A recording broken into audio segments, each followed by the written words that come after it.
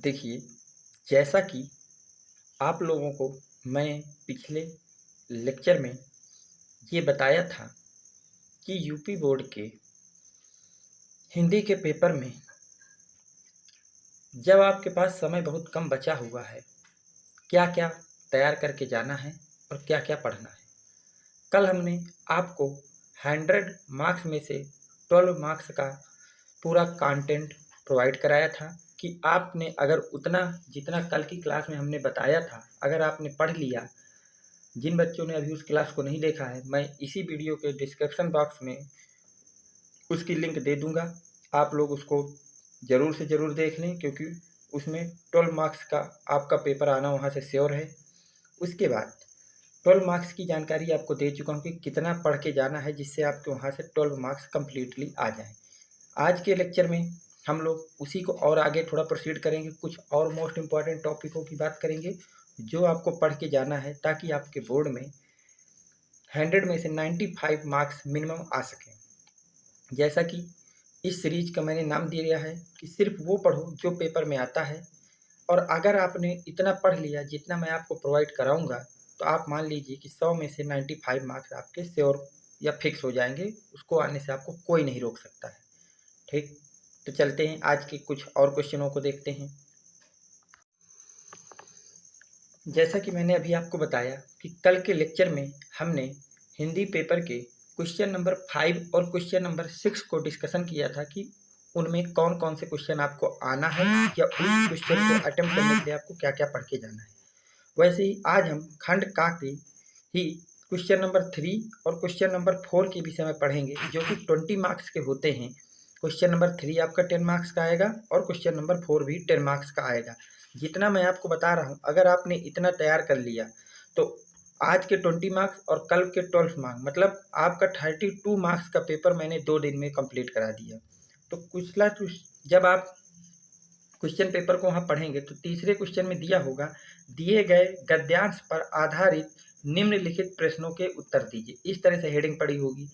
उस गद्यांश आपको 2 गद्यांश दिए होंगे, जिनमें से किसी एक को पढ़ना है, और उसके नीचे 5 क्वेश्चन दिए होंगे। उन क्वेश्चनों के आपको आंसर देने हैं, और प्रत्येक क्वेश्चन आपका 2 मार्क्स का होगा। तो 2 इंटू 5 ये जो लिखा है, इसका मतलब ये है कि 5 क्वेश्चन होंगे गद्यांश में, जिसमें से प्रत्येक क्वेश्चन 2 मार्क्स का होगा, और टोटल 10 मार्क्स आपको मिलेंगे। वहाँ आप लोगों को 2 गद्यांश दिए होंगे, जिनमें से किसी एक को, जो आपको वहाँ पे आ रहा हो, उस गद्यांश को पढ़ना है, और उस गद्यांश के नीचे लिखे 5 क्वेश्चन के आपको आंसर देने हैं। तो आपको 10 मार्क्स मिल जाएंगे। ठीक है, वहाँ अथवा करके आएगा, 2 में से कोई एक गद्यांश आपको करना है, उसको पढ़ना है डिटेल से, और उसके पाँचों जो क्वेश्चन होंगे उसके नीचे उसके आंसर देने हैं। तो देखिए, आपको पूरे गद्यांश के चैप्टरों को नहीं पढ़ना है। ठीक, आपको ये पढ़ने के लिए केवल पूरी हिंदी की बुक में 3 चैप्टर को पढ़ के जाना है। गद्यांश उसी में से आपका फंस जाएगा। राष्ट्र का स्वरूप, जो कि डॉक्टर वासुदेव शरण अग्रवाल द्वारा लिखा गया है, आपकी बुक में एक चैप्टर होगा। दूसरा चैप्टर है अशोक के फूल, जो कि आचार्य हजारी प्रसाद द्विवेदी जी द्वारा लिखा गया है। और तीसरा चैप्टर भाषा और आधुनिकता, प्रोफेसर जी सुंदर रेड्डी।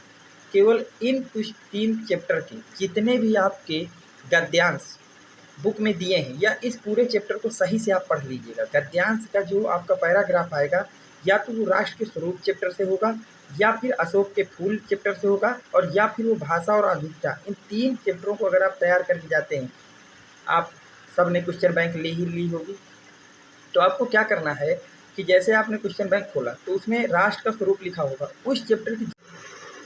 तो जब आप क्वेश्चन बैंक खोलेंगे तो उसमें राष्ट्र का स्वरूप चैप्टर में जितने भी आपके गद्यांश दिए हैं, उन सभी गद्यांशों को बीच डिटेल पढ़ लेना है। इसी तरह अशोक के फूल चैप्टर खोलोगे क्वेश्चन बैंक में, तो उसके जितने भी गद्यांश दिए हों आपके क्वेश्चन बैंक में, उनको पढ़ लेना है। और इसी तरह भाषा और आधुनिकता चैप्टर में जितने भी गद्यांश आपको दिए हों, वो सारे गद्यांश को पढ़ लेना है। पैराग्राफ जितने भी आपके दिए हैं उनको पढ़, केवल इन 3 चैप्टरों के गद्यांश आपको क्वेश्चन बैंक से तैयार कर लेना है, जितने भी दिए हों। इसके अलावा किसी और चैप्टर के गद्यांश आपको पढ़ने की ज़रूरत नहीं है। इन 3 में से कोई एक आपको वहाँ मिल जाएगा, उसका आपको आंसर दे के चले आना है। इस तरह से आपके ये 10 मार्क्स फिक्स हो गए। याद रखना, केवल वही आपको गद्यांश या पैराग्राफ तैयार करना जो क्वेश्चन बैंक में दिए हों, और केवल किस चैप्टर के, राष्ट्र का स्वरूप, अशोक के फूल या भाषा और आधुनिकता, इन 3 चैप्टरों के जितने भी पैराग्राफ आपके क्वेश्चन बैंक में दिए हों उन सबको पूरे डिटेल से तैयार कर लेना है। ठीक, अब हम चलते हैं अगले 10 मार्क्स की बात करते हैं। तो अगले 10 मार्क्स के क्वेश्चन की अगर हम लोग बात करते हैं तो आपको ये पता होना चाहिए कि उसमें जो क्वेश्चन नंबर 4 होता है आपके पेपर में, उसमें लिखा होगा निम्नलिखित पद्यांश पर आधारित दिए गए प्रश्नों के उत्तर दीजिए। मतलब अब आपको पद्यांश देगा और कहेगा 2 पद्यांश दिए होंगे, उनमें से किसी एक पद्यांश को पढ़ना है और उसके नीचे 5 क्वेश्चन इसमें भी लिखे होंगे, उनके आपको आंसर देना है। हर एक क्वेश्चन के 2 मार्क्स होंगे, तो 5 × 10 2 अथवा करके दिया होगा, उनमें से एक आपको पद्यांश करना है। अब पद्यांश भी कई चैप्टर आपके सिलेबस में है, तो सारे चैप्टर नहीं पढ़ना है। क्वेश्चन बैंक में चैप्टर निकालना श्रद्धा मनु, जो कि जयशंकर प्रसाद द्वारा लिखा गया है। क्वेश्चन बैंक में उसके जितने पद्यांश दिए हों उन पद्यांशों को आप लोगों को तैयार कर लेना है, पहला चैप्टर।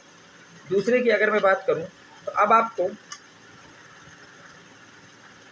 दूसरा जो चैप्टर है वो लेना है नौका विहार। पद्यांश का दूसरा चैप्टर कौन सा तैयार करना है भैया? नौका विहार, जिसके कवि कौन है? सुमित्रा नंदन पंत है। इसके जितने भी आपको अगला गीत 2 जो कि आपका पद्यांश का चैप्टर होगा महादेवी वर्मा। तो इन 3 चैप्टरों के पद्यांश के पूरे पैराग्राफ आपको याद करना है, और जो मैंने 3 गद्यांश के चैप्टर बनाए उसके जितने भी आपको गद्यांश के और पद्यांश के पैराग्राफ क्वेश्चन बैंक में दिए हों इन 6 चैप्टरों के, उन सबको पढ़ लेना है। बाकी किसी भी चैप्टर को आपको पद्यांश और गद्यांश के लिए पढ़ने की ज़रूरत नहीं है।